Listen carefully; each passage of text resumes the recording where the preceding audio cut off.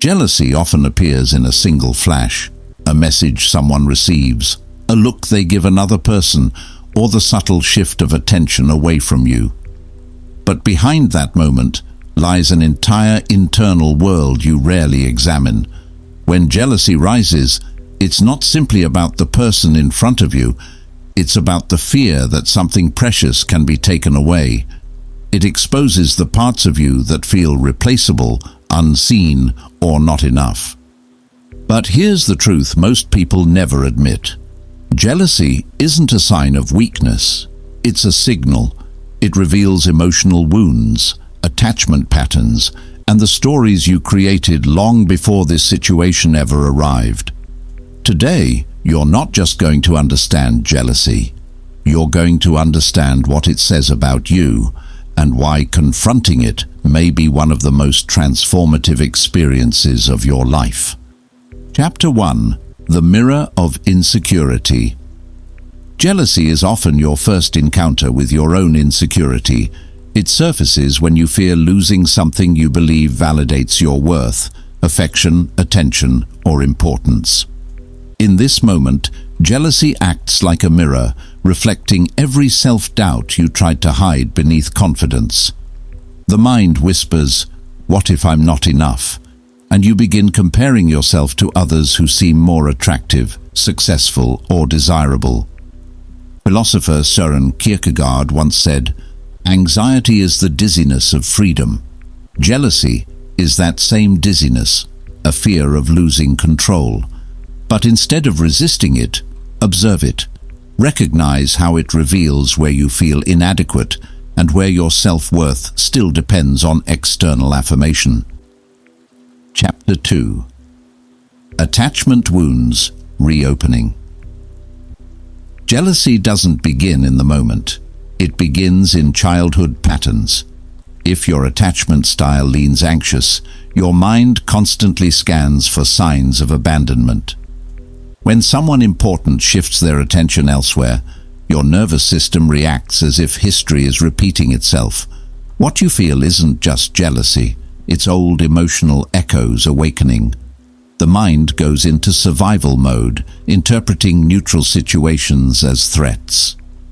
You fear being replaced, left behind, or forgotten. This emotional response is powerful because it is rooted in your earliest experiences with safety and connection. As Carl Jung wrote, "Until you make the unconscious conscious, it will direct your life and you will call it fate." Recognizing your attachment patterns transforms jealousy from a destructive force into a key to self-healing. Chapter 3: The Trap of Comparison. Anxiety. Comparison is the fuel of jealousy. When you compare yourself to others, you give them silent power over your worth. Suddenly, someone else's beauty, confidence, or success feels like a personal threat. This psychological trap creates an illusion that affection is limited, that if they admire someone else, there is less left for you. But comparison is a distortion. It focuses on the strengths of others and the weaknesses you exaggerate in yourself. As Marcus Aurelius expressed, "A man's worth is no greater than the worth of his ambitions." Jealousy tries to measure your worth through someone else's achievements rather than your own growth. Understanding this helps you see that the real battle is not between you and another person, but between your potential and your insecurities. Chapter 4: Fear of Losing. What grounds you? Jealousy often arises when you fear losing the person or relationship that gives your life emotional stability. Connection becomes a foundation, and the thought of losing it shakes everything you've built. This fear amplifies even the smallest changes: a delayed reply, a distracted expression, or a shift in routine. Humans bond deeply. Losing that bond feels like losing a part of yourself. The Stoic philosopher Epictetus once said, "People are disturbed not by things, but by the view they take of things." Jealousy is the view, the emotional interpretation, shaped by fear rather than facts. When you acknowledge this fear, you discover a deeper truth. Attachment isn't the problem. The problem is believing your security depends entirely on someone else. Chapter 5. Control versus Trust. Jealousy can trick you into believing control will keep you safe.